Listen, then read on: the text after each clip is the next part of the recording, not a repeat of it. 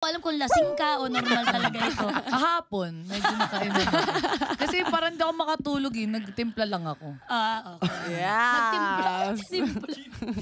Gin pom. Lalo, kinanaw niya. Oo.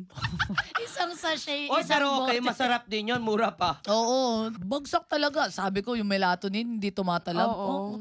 Sabi ko talaga, mag-gin ka ako. Nasya-shock si Faith sa'yo.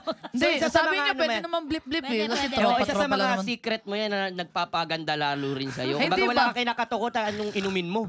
Hindi na, may amoebiasis nga ako, nagtatay nga ako eh. Pang-apat, di ba Sir Eric? Asa ka na?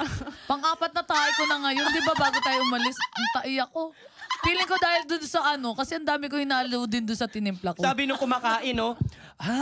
Ano ba yan?